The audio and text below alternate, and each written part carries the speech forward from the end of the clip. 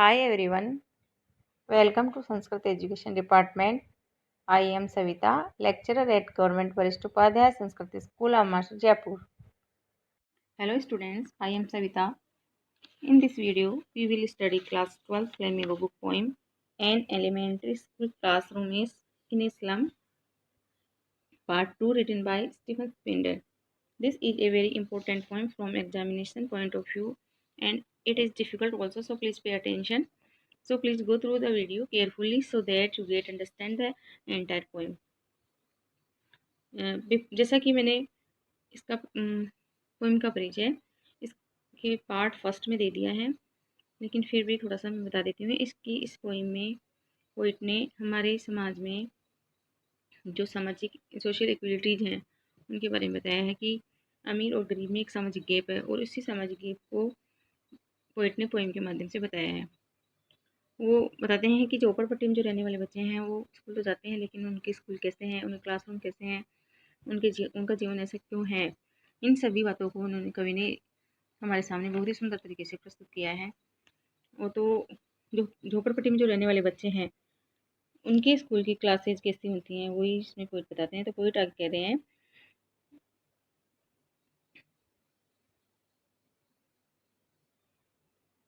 On sharp cream walls donation Shakespeare's head. यहाँ पर शार क्रीम का मतलब है शार मीन शारिजे कलर। शारिजे कलर, क्रीम कलर एक क्रीम टाइप का कलर होता है जिसे शार क्रीम कलर कहते हैं। क्लासरूम की क्लास का कलर शार क्रीम कलर से मिलता जुलता है। क्यों? क्योंकि they are dirty, they are not well maintained, they are not freshly painted, so they are creamy. और डोनेशन, डोनेशन मीन्स दान में दी हुई, डोनेशन मीन्स दान में दी हुई, यानी कि मैप्स आदि जो इमेजेस हैं वो डोनेशन में दी हुई हैं। यहाँ पर पोइट ने बहुत ही इम्पोर्टेंट पोएटिक डिवाइस का यूज किया है, सार क्रीमी वॉल्स। सार creamy walls, this is a metaphor.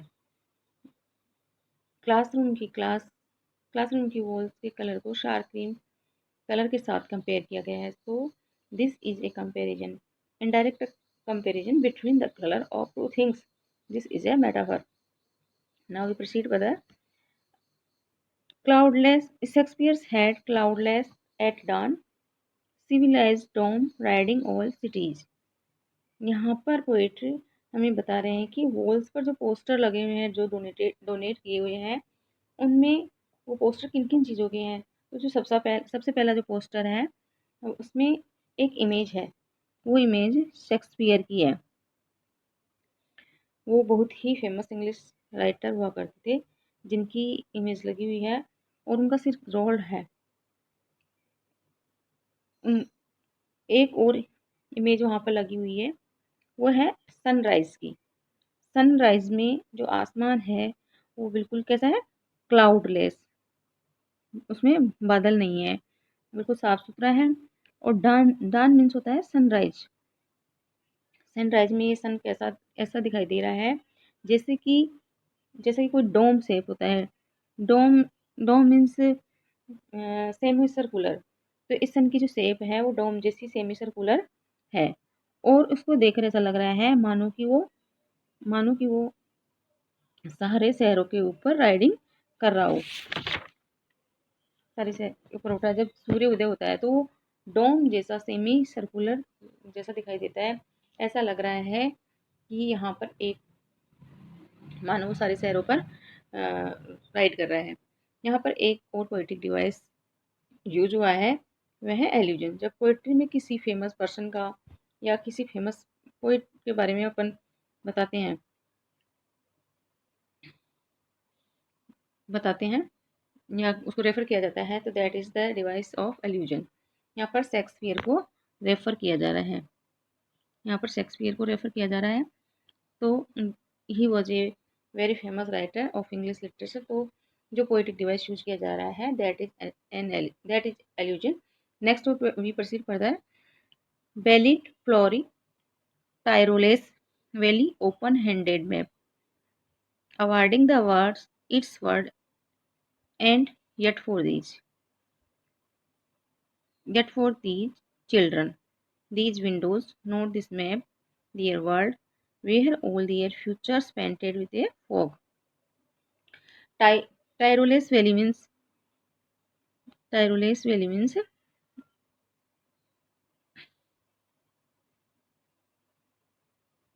famous valley in Australia. Famous valley in Australia. जो ये वैली है उसमें बहुत सारे फ्लावर्स भी पाए जाते हैं। ये वैली कैसी है? फ्लावरी है, इसमें बहुत सारे फूल लगे हुए हैं और इन वेल्स में बहुत ही खूबसूरत फूल भी हैं। तो कवि कहते हैं कि एक और इमेज ऐसी लगी हुई है जिसमें बहुत ही खूबसूरत वैली है, बहुत सारे फूल लगे हुए हैं। ये हमारी थर्ड इमेज है। थर्ड इमेज थी जो क्लासरूम की दीवार पर लगी हुई थी। अब यहाँ पर भी एक एल्यूजन देखने को मिलती है कि बहुत ही फेमस टायरोलेस वैली के बारे में यहाँ पर पोइट ने बताया है। तो यहाँ पर टायरोलेस जो वैली है उसको रेफर किया जा रहा है। तो यहाँ पर एल्यूजन पोएट्रिक डिवाइस का यूज किया जा रहा है। We read further.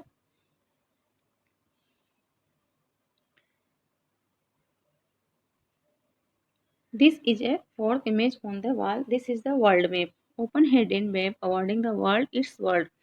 यानी उस वॉल पर एक वर्ल्ड मैप भी लगा हुआ है और उस वॉल पर जितने भी दुनिया है वो इस मैप के माध्यम से देखी जा सकती है। यानी कि हम सब जितने भी इस दुनिया में हैं उसको हम इस मैप में देख सकते हैं।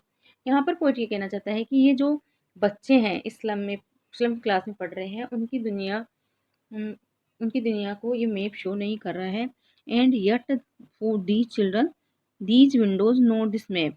यानी इस स्लम में जो बच्चे पढ़ रहे हैं उनकी दुनिया को ये मैप शो नहीं कर रहा है। उनकी दुनिया इस मैप में एग्जिस्ट ही नहीं है।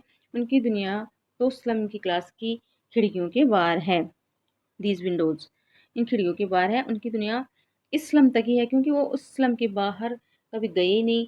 उनके लिए उन्हें झोपड़पट्टी के बाहर जो एरिया देखने को मिल रहा है वही उनकी दुनिया है। झोपड़पट्टी का जो आसपास का जो एरिया है जिसको जहाँ तक वो जाते हैं वही उनकी दुनिया है। वो दुनिया जो उन्हें उस मैप में देखने को मिल रही है वो उस दुनिया से में कभी गई नहीं। फर्दर ही सेज जब हम फोग में रहते हैं जब भी हम फोग में रहते हैं तो सारी चीज़ें हमें धुंधली दिखाई देती हैं, हेजी हो जाती हैं, कुछ भी स्पष्ट नहीं दिखता है, सब कुछ अनक्लियर हो जाता है। तो पोइट यहाँ पर कहते हैं कि ये जो स्लम है झोपड़पट्टी के बाहर का जो एरिया यहाँ पर इन बच्चों का जो फ्यूचर है भविष्य है वो बिल्कुल ही कैसा हो गया है? अनक्लियर हो गया है, फोगी हो गया है, अनक्लियर हो गया है, फोगी हो गया है। तो पोइट कहते हैं कि इनका भविष्य ही नहीं है क्योंकि झोपड़पट्टी के इलाके के बाहर जब वो कभी निकलते ही नहीं है। वो जब तक इस एरिया से बाहर नहीं निकल पाएंगे तब तक इनका जीवन अंधकार में ही रहेगा, इनका भविष्य अनक्लियर ही रहेगा। तो उन्होंने पोइट कहते हैं कि जब तक ये इस तरह की दुनिया में रहेंगे तब तक इनका फ्यूचर ब्राइट हो ही नहीं सकता। Now we read further.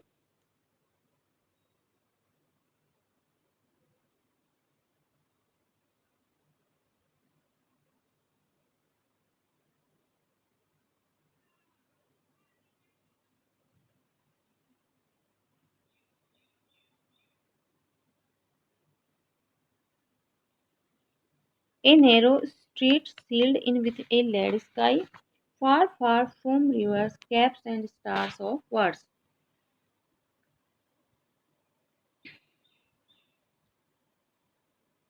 A narrow street sealed in with lead sky. Lead sky means lead sky here refers dark future.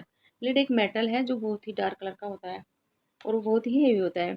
और ये जो नैरो नैरो मीन्स पतली पतली, ये जो यहाँ की पतली पतली गलियां हैं उनमें इनका भविष्य सील्ड सील्ड माने बंद कर दिया गया है।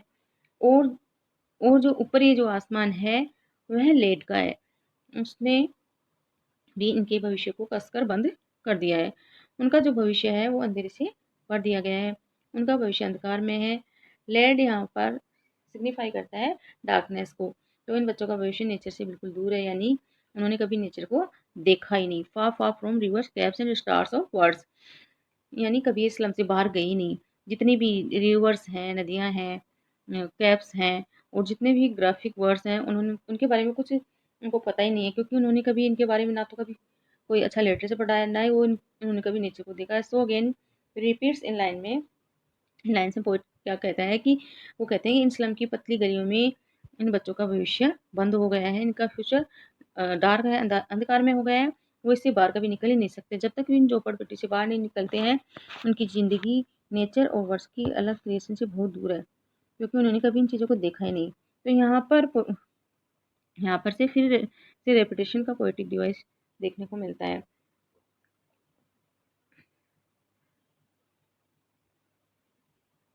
Far forward repeating once again,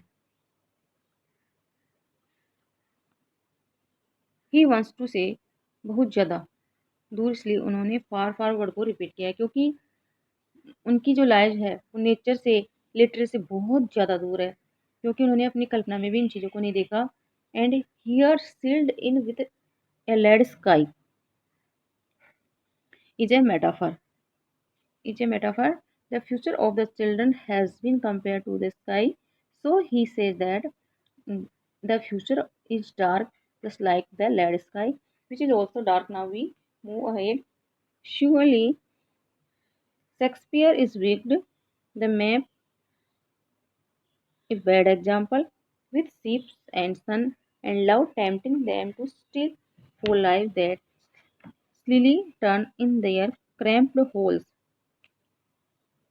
From fog to endless night,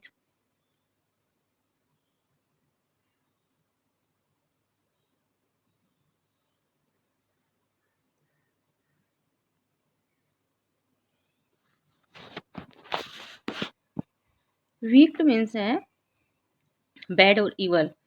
Tempting means something that creates desire, यानी कि ऐसी चीज जो आपको ललचाती है, दैट इज टेम्पटिंग। अब इन बच्चों के लिए शेक्सपियर वीक्ड है, क्योंकि Shakespeare is able because these children can not relate to the literature written by Shakespeare. यानी वो लोग जो झोपड़पट्टी में रहते हैं, उन्होंने इससे बाहर की दुनिया कभी देखी नहीं, इसलिए शेक्सपियर की जो राइटिंग्स हैं वो उनको नहीं समझ सकते, इसलिए शेक्सपियर उनके लिए बहुत बुरा है। उनका जो एटीट्यूड है वो नेगेटिव बन गया है, वो हर एक चीज़ को नेगेटिव तरीके से देखते हैं, किसी को भी वो पॉजिटिव नहीं सोचते हैं। इसी तरह से शेक्सपियर को भी वो ईवल समझते हैं। और मैप भी जो है उनके लिए बैड एग्जाम्पल है। मैप ए बैड एग्जाम्पल, क्योंकि उन्होंने मैप में अपने इस्लाम को देखा ही नहीं है, उनकी इस्लाम इस मैप में शो ही नहीं हो रही है, इसलिए मैप भी उनके लिए बैड एग्जाम्पल बन गया है। तो वो सोच भी नहीं सकती कि कौन सी जगह का ये मैप है, ऐसी जगह कहाँ पर एग्जिस्ट करती है, ये चीज़ें उनकी डिक्शनरी से बाहर है। अब वो कहते हैं कि जो वर्ल्स हैं उन पर एक अट्रैक्टिव इमेज लगी हुई है, सीप्स की, सन की, राइजिंग सन की, लव टेलरी वैलीज की, ये सब चीज़ें उन्हें टेम्प्ट करती हैं, ललचाती हैं। तो उन्हें लगता है कि वो उन्हें चोरी कर सकते हैं, कि वो उनको स्टील करके, चोरी करके ही प्राप्त कर सकते हैं, क्योंकि ऐसा करके वो इस चीज़ों को पा सकते हैं जिनके लिए वो ललचा रहे हैं। तो ये बच्चे, इनके लिए पोइट ये बताना चाहते हैं कि इन बच्चों का माइंड ऐसा हो गया है कि यदि इनको कुछ अच्छी चीज़ें दिखाई भी जाएँ तो उन्हें पाने के लिए वो गलत तरीका ही अपनाएंगे। उन्हें इस तरह की इमेजेस को क्लासरूम में लगाने का कोई फ़ायदा नहीं है, जब तक कि उनकी सोच को बदला नहीं जाए, उनका वे ऑफ थिंकिंग जब तक चेंज नहीं हो जाएगा, तब तक वो जब तक कि वो इस स्लम से बाहर नहीं निकलेंगे। यानी कि पोइट इसमें यही कहना चाहते हैं कि उनका जो सोचने का तरीका है वो तभी बदलेगा जब वो इस्लाम से बाहर निकलेंगे। आज के इस वीडियो में इतना ही, बाकी का जो पार्ट है पोइम का वो हम अपने नेक्स्ट वीडियो में पढ़ेंगे। Thank you so much.